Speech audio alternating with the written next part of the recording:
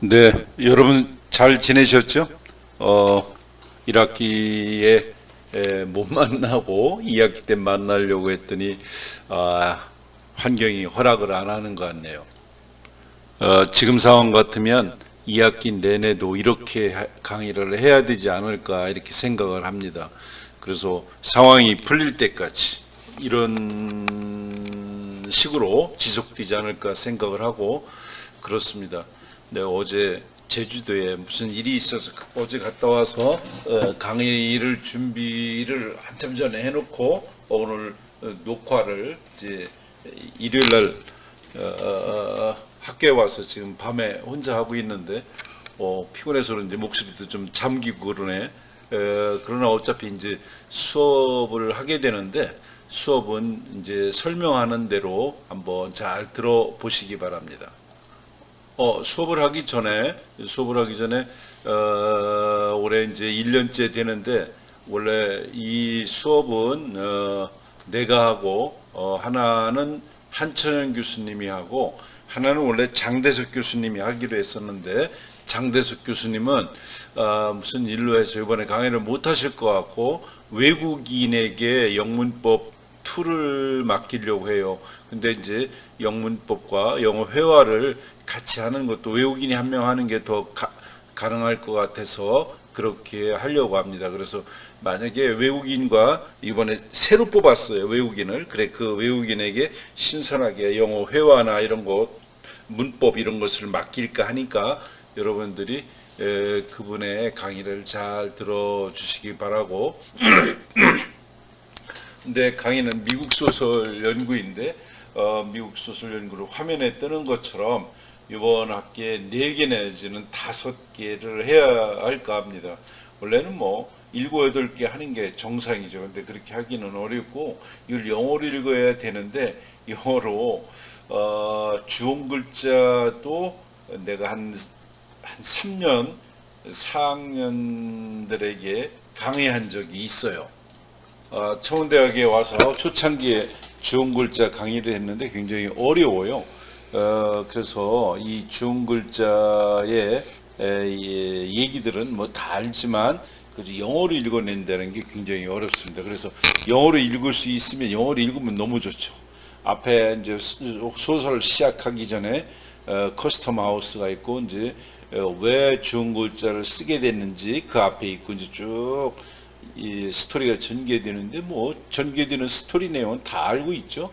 뭐 영국에서 넘어와갖고 간통을 목사하고 해서 들통나서 가슴에 adultery 간통이라고 하는 걸 평생 달고 살아야 되는 이 여자에 대한 나다니엘 또 너세니어 호슨의 어떤 생각 그 시대의 어떤 풍자 이런 것들이 이 소설의 주제라고 볼 수 있어요. 자, 그러나 이 작품에는 많은 이야기들과 상징이 들어있으니까 그걸 잘 한번 나는 한글말이라도 꼭 읽었으면 좋겠고 영어를 갖고 여러분들이 이걸 한 학기 내내 해야 될 것 같아서 뭐 무리하게 내가 그렇게 하라고는 못해요. 그러나 영어로 된 책은 사둬야 되겠죠. 중간중간에 영어로 한번 체크해 볼 필요가 있다. 그래서 영어는 여러분들의 책자를 꼭 사주기 바랍니다.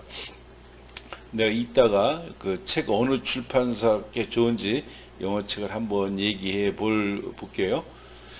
그리고 1, 2, 3, 4주인데 첫 주와 둘째 주는 비대면 강의 하라고 했잖아요. 그래서 내가 강의를 하려고 해요. 첫 번째, 두 번째 주는 내가 미국의 낭만주의에 대해서도 얘기하고 너세니얼 호손에 대해서 얘기하고 주어 글자에 대해서 얘기하고 이렇게 하려고 그래요.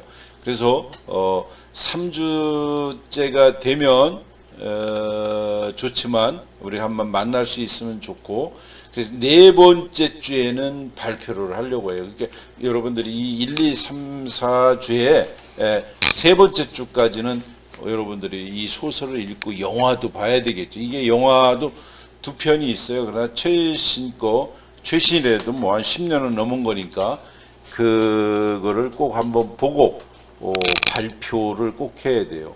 이 발표 안 하면 대학원은 의미가 없어요. 그래서 이 발표를 그럼 뭘 해야 되느냐? 도서관에 뭐 이런 데 찾아보면 엄청나게 많아요. 이 사람에 대한. 그래서 PPT 자료에 하여간 40분에서 50분, 1시간짜리 4, 50분 강의할 수 있는 것들을 여러분들이 집에서 PPT 자료로 발표하는 거예요. 근데 발표해서 3명이 발표하면 한 주는 지나가겠죠. 1, 2주는 한번 발표를 여러분들이 해봐야 강의하는 게 얼마나 어려운지 알 수가 있어요.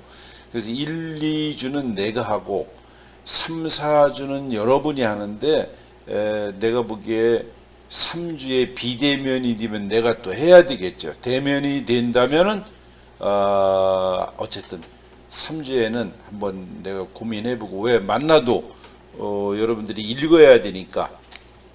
그래서 3, 4주에 발표인데 3주째는 만약에 영화를 보든지 여러분들이 집에서 만약에 이거 비대면이 되면 자료를 남겨야 되니까 또 내가 강의를 해야 될 것 같고, 하여간 3주는 좀 보기로 하고 4주는 여러분들이 발표해야 되는데 그때 일을 핑계로 해서 빠지면 절대 안 된다. 그러니까 1, 2, 3주 책 읽고 책을 읽고 여러분들이 영화도 보고 그동안 한 달 내내 이 작품을 가지고 뭘 발표할 것인지 고민해서 하여간 한글로라도 꼼꼼히 꼭 읽어야 된다. 그리고 자료를 찾아보면 굉장히 많다. 그래서 주제도 여러분들이 스스로 결정해서 주어 글자를 한 달 내내 하겠다. 그 다음 또 한 달은 마크 트웨인의 허클베리 핀의 모험, 어떤 미국의 사실 리얼리즘의 아주 미국적인 버네큘러라고 그러죠. 토속적인 언어로 미국의 어떤 상황을 잘 쓴 작품 허클베리 핀의 모험을 한 달 동안 해보려고 합니다. 그래서 이것이 끝나면 이제 2주가 지나가는 거죠. 2주가 두 달이 지나가면 이제 가을쯤에는 위대한 개츠비, 미국의 아주 가장 20세기가 끝날 때 가장 위대한 작품 100개 중에서 한 5위 안에 들어가 있는 작품이 위대한 개츠비죠. 그래서 개츠비를 나도 얘기하고 1차 세계대전과 그 시대적 상황 이런 얘기를 하고, 위대한 개츠비는 짧아요. 중편이라고 거의 볼 수 있어요. 내용이 양이. 그래서 위대한 개츠비도 꼭 한번 이 기회에 읽어보고, 또 마지막 달 이제 거기에는 해밍웨이를 해보겠어요. 해밍웨이의 무기여 잘 있거나 노인과 바다를 가지고 2개를 할 수도 있고 하나만 할 수도 있고, 요 5개의 작품을 하여간 건드리면서 이렇게 해 나가겠다. 자, 그래서 강의 계획에 대해서 말씀을 드리고 있죠. 그래서 4주, 7주, 11, 15주 발표 및 토론인데 미리미리 소설을 읽어두고, 영어로 읽는 것이 원칙이지만 시간이 없으면 한글판이라도 꼭 읽어야 한다. 동시에 영화를 또 한번 봐야 돼요. 영화 많이 나와 있어요. 그래서 최신 걸로, 모든 영화는 여러 개가 있는데 최신 걸로 한번 보고요. 발표는 아까 이야기한 것처럼 본인이 40분 정도 강의할 수 있을 정도로 주제를 정해서 발표해야 된다. 첫 주나 두 번째, 그럼 뭘 발표해야 되냐? 첫 번째나 두 번째 주 내 강의를 듣고 스스로 주제를 잘 정해서 자기가 발표해야 된다. 자, 이렇게 함으로써 작품을 보는 눈이 넓어져요. 그래서 발표는 꼭 해야 된다. 그래서 여러분들이 이 4, 7, 11, 15주에 미리 뭔가가 잡힐 것 같으면 그때를 시간 조절해서 다른 때로 옮겨주세요. 그래서 내가 미리 이 일정을 이렇게 얘기해 주는 겁니다. 그래서 매주 토요일 날 이번이 첫째 주죠. 첫 번째 주니까 첫 번째 일주가 5일이에요. 1, 2, 3, 4, 9월 26일이 네 번째 주예요. 네 번째 주. 만약에 노는 주가 있으면 그 다음 주가 5주째예요. 그 다음에 5주째가 되고 빠지는 거는 보강주가 이제 들어가겠죠. 그죠? 그렇게 알아주셨으면 좋겠어요. 그래서 이런 식으로 이번 학기에 해 나가겠다. 나도 그렇고 대학원 다닐 때 국문과, 사학과, 철학과 이런 데는 우리 다닐 때도 뭐 한 달에 한두 번만 강의하고 말았는데 지금도 그렇고 영문과는 안 그러는 것 같아요.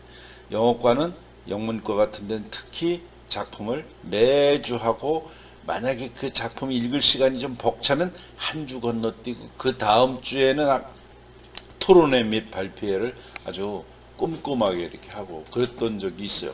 그래서 꼼꼼하게 하고 그 주가 끝나면 우리 커피나 차 한 잔씩 했던 기억이 지금도 생생한데 이 네 작품은 네다섯 작품은 이번 학기에 아주 꼼꼼하게 읽어두고 그리고 이 한글 영어로 못 읽었으면 나는 노인과 바다는요 이 근래에 내가 힘들어서 노인과 바다를 재미로 그냥 한글판에 영어판으로 쉽게 읽었던 적이 있고요. 위대한 개스비도 몇 번 읽었던 적이 있어요. 그리고 이 주홍글자는 내 강의를 오래전에 많이 했던 기억이 있고 허클베리 피어는 뭐 어린애들이 이제 보는 것 같지만 재미로 여러 번 읽었던 적이 있어요. 자, 아주 중요한 작품들이고 위대한 문학 작품이라고 볼 수 있죠. 명작품이라고 볼 수 있어요. 꼭 알아둬야 되고 그리고 내년에 만약에 한다면 요 뒤에 현대까지의 포스트 모더닝 그 작품을 하면 한 100권 하면 2년 동안 10권의 소설을 읽는다면 그 적게 읽는 건 아니죠. 이렇게 한다면 영어만 되면 아주 좋은 코스가 될 거라고 나는 생각을 해요. 그래서 이런 걸로 해서 대충 하려고 하지 말고 이왕 하는 거니까 만약에 영어를 못 읽어도 얻는 바가 굉장히 나는 크리라고 생각해요. 이런 걸 알고 사는 것과 또 모르고 사는 것은 큰 차이가 있지 않나 그렇게 생각을 합니다. 그래서 이게 카메라를 켜놓고 수업을 하면 나도 불편하고 여러분들도 자꾸 못생긴 내 얼굴 보고 해야 되고 그래서 카메라 치우고 나도 좀 학교에서 런닝에 반바지 입고 편하게 강의하는 거예요. 이게 더 좋지 않을까 싶어요. 그래서 여러분들도 그냥 편하게 들어줬으면 좋겠다. 자, 이제 올려보면 그래서 이제 미국 소설의 낭만주의와 미국 문학의 문예부흥 어떻게 이제 이 19세기 미국 소설 1620년에 미국이 메이플라워를 타고 영국에서 미국으로 왔잖아요. 근데 1620년에 메이플라워를 타고 왔지만 그 이전에 이미 7, 8년 전에 제임스타운 콜로니 하면 식민지죠. 식민지를 미리 개척을 했어요. 그건 뭐냐면 이제 세계상의 대항해 시대가 열려요.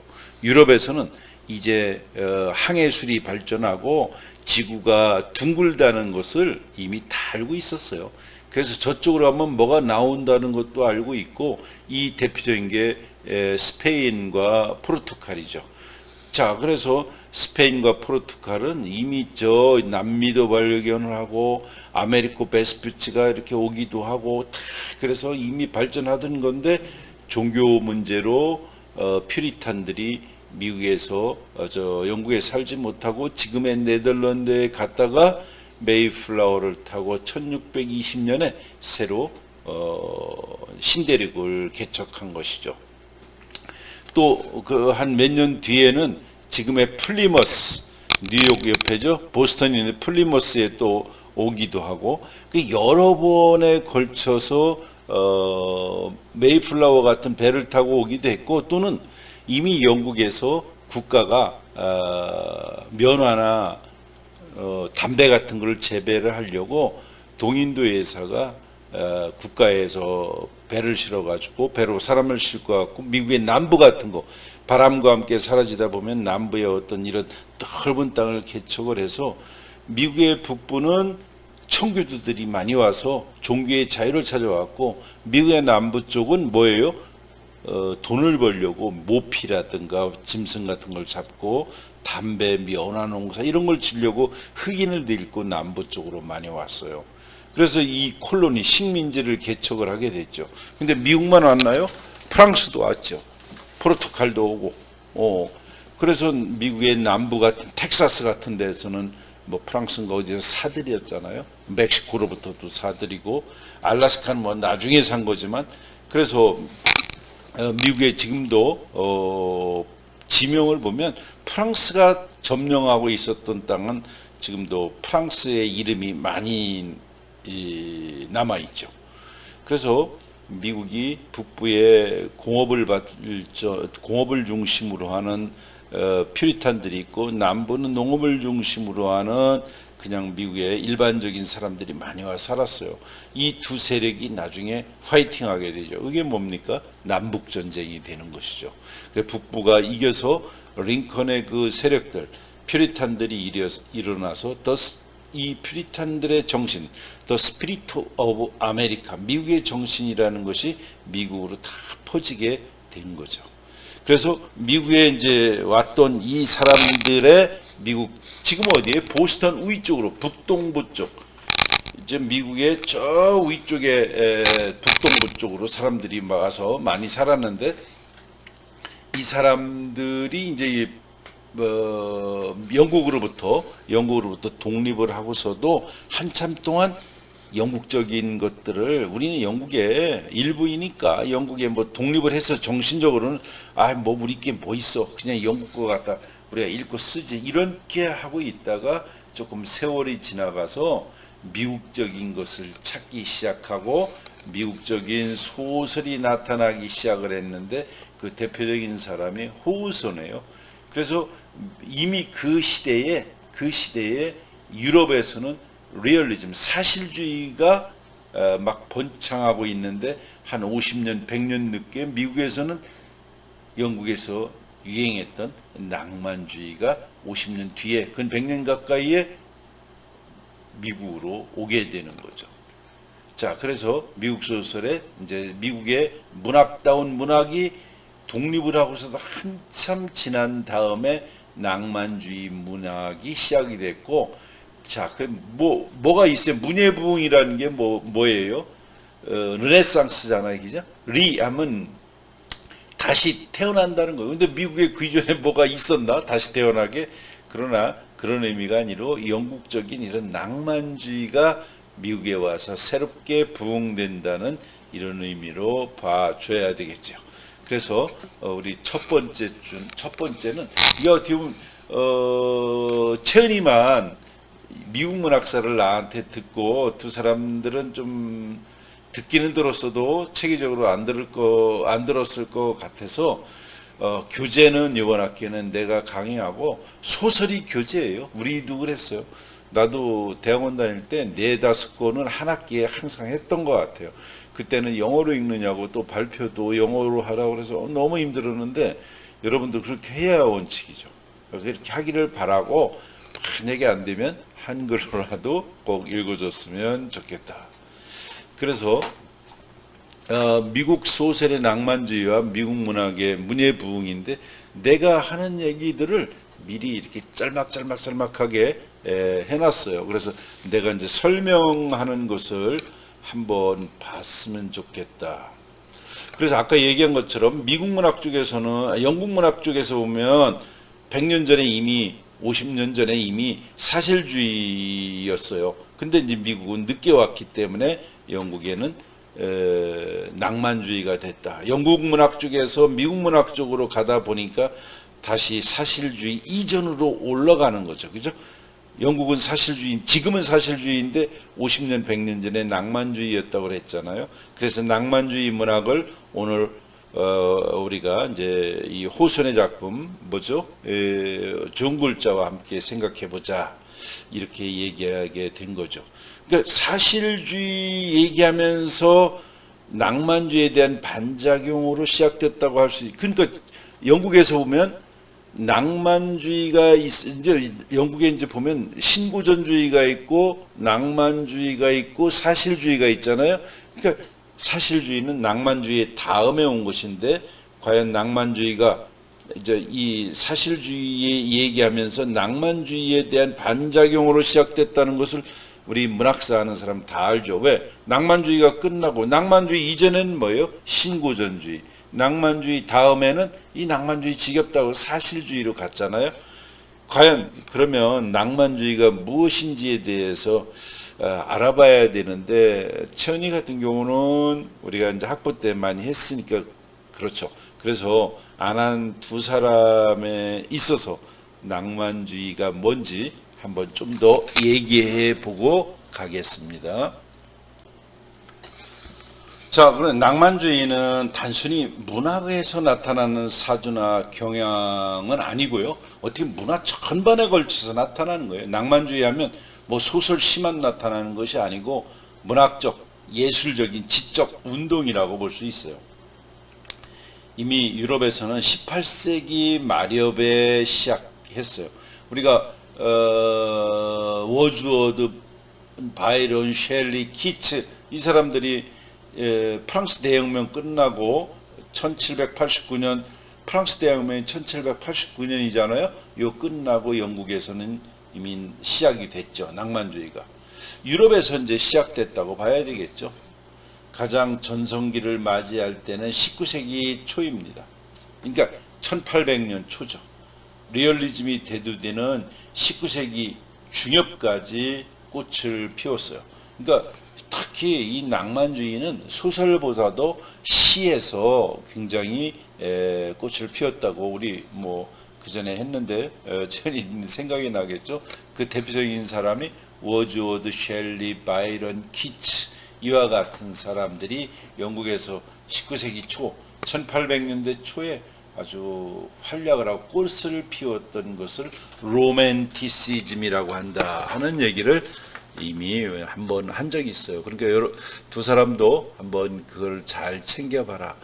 프랑스 대혁명이 일어난 다음에 유럽의 지적인 운동, 특히 이것을 낭만주의라고 하고 그게 한 50년 뒤다가 그 다음은 사실주의예요. 그럼 낭만주의 이전은 뭔가요? 뉴 크리티시즘, 뉴 클래시즘, 신고전주의라고 그랬죠. 자, 그래서 또 그것을 자세히 설명하려면 너무 어렵고 이 정도까지 해서 알게 되고, 그러면 낭만주의가 왜 생겼는지 낭만주의에 대한 배경을 한번 살펴보겠어요.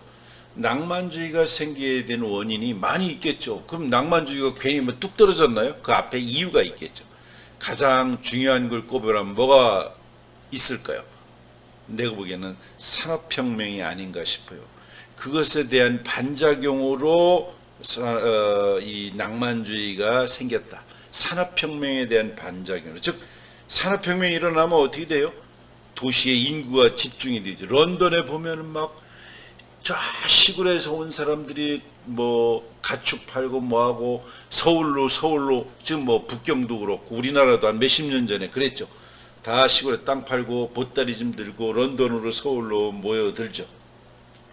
도시 인구가 집중되죠. 공장이 들어서고 막 자연이 파괴되겠죠. 삶은 편리해졌지만 전에 없던 부작용들이 나타나서 이게 뭐냐. 특히 그 셸리의 시 같은 것을 보면 막 굴뚝 청소 같은 거 보면 어린아이들이 온 막 굴뚝 속에 들어가서 검정 끓음을 막 이렇게 떼어내는 청소를 하는데 굴뚝이 아직 식지가 않아 갖고 온몸에 다 막 대기도 하고 막 사람들이 아우성 소리, 죽는 소리 막 이런 것들이 런던에 굉장히 아주 그 하늘은 스모그로 꽉 차 있고 이게 뭐 산업혁명이죠.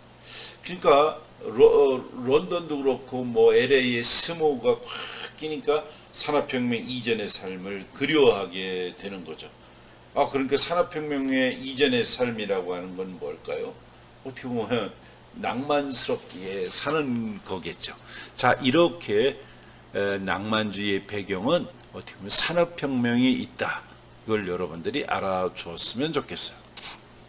그 다음 이성에 대한 반작용인데 어떻게 보면 산업적인 면에서는 뭐 산업적인 면에서 산업혁명이 일어나서 석탄으로 캐고 뭐 면방직 같은 걸 기계를 돌리고 이랬지만 철학적인 면에서 본다면 낭만주의는 그 이전에 풍미했던 시조, 아까 얘기했죠. 신고전주의, 네오클래시즘, 신고전주의예요.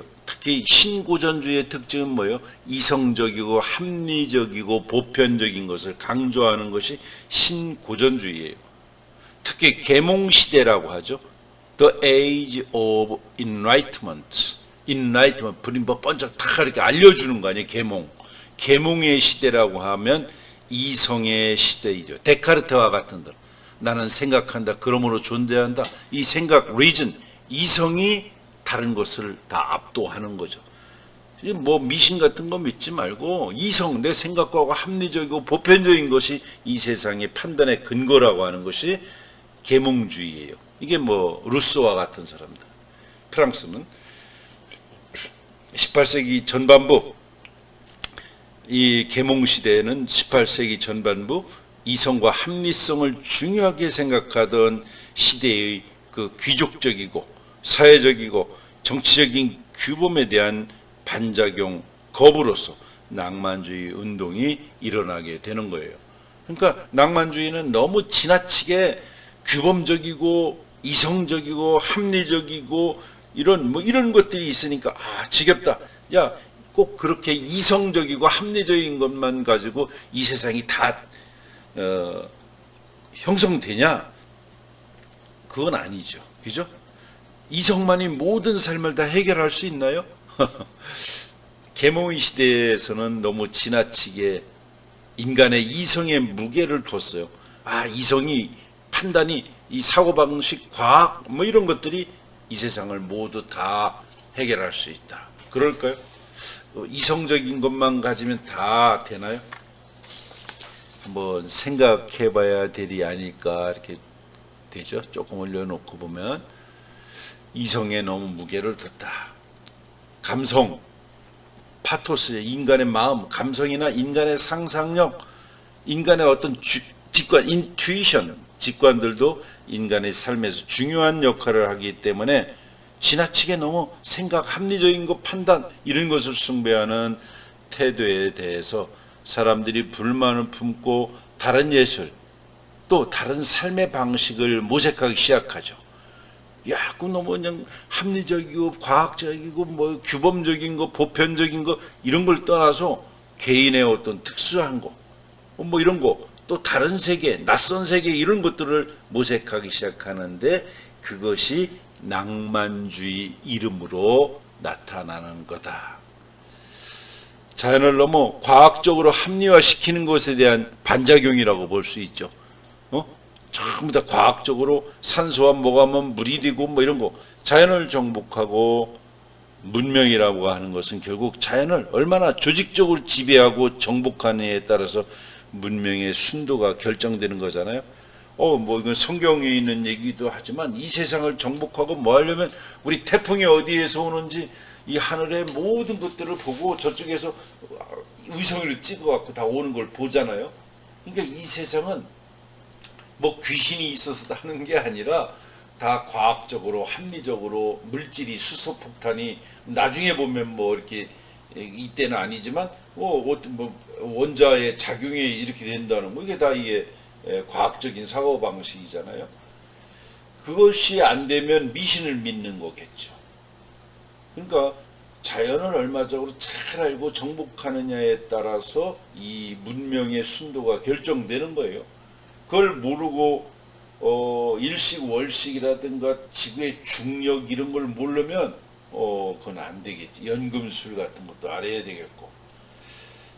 그러나 이런 것에 대한 비판적인 작용으로 낭만주의가 시작됐어요. 너무 그렇게 하면 그것도 짜증나겠죠. 그래서 이런 것에 대한 비판으로 낭만주의가 시작되었어요. 예술로 좁혀서 얘기하자면 눈으로 보이는 예술, 비주얼 아트, 그러니까 시각예술, 주로 회화, 그림, 조각작품이 되겠죠. 이런 것들. 여기에서 낭만주의가 너무 지겹다. 너무 합리적인 것보다는 내가 뭐 마음대로 이렇게 이상하게 그림도 그리고 또 조각작품도 만들고 그 다음에는 어딜까요? 문학, 음악에서 낭만주의가 이제 두드러지게 나타나기 시작하는 거예요. 자, 이런 배경으로 해서 낭만주의가 시작이 됐고 미국에서, 영국에서는 특히 시에서 그런 게 많이 나타났죠. 바이런, 셸리, 키츠, 아주 이국적인 거, 자기 나라 말고 먼 나라의 얘기, 뭐 이런 것들을 좋아하게 됐다. 이게 낭만주의예요. 그러니까 낭만주의는 이렇게 좀 들떠 있고 이국적인 거를 추구하는 거죠. 그 이전에 신고전주의는 이성적이고 합리적이고 보편적인 것을 강조했고, 낭만주의에서는 뭐예요? 저 들떠 있는 거, 이국적인 거, 초월적인 거, 이런 것들을 강조하고 개인의 자유 뭐 이런 것들을 강조하게 됐죠. 자, 이와 같은 낭만주의의 분위기가 한참 시차를 두고 50년 이상의 시차를 두고 이제 미국으로 건너온 거예요. 근데 미국으로 건너올 때 뭐 지금은 SNS라든가 뭐 인터넷 뭐 이런 것들이 발전해서 소련에서, 일본에서, 아프리카에서, 저 상파울루에서 뭐 일어나는지 지금 다 알아요. 국제 뉴스를 보고. 근데 그때는 배 타고 다니던 시절이니까 이런 것들이 한 나라에서 다른 나라로 전달된다는 것은 쉬운 일이 아니었겠죠. 자, 그래서 이제 미국 호슨의 작품을 가지고 이런 얘기들을 좀 더 얘기해 볼게요. 지금 한 30분이 넘었네. 좀 쉬었다가.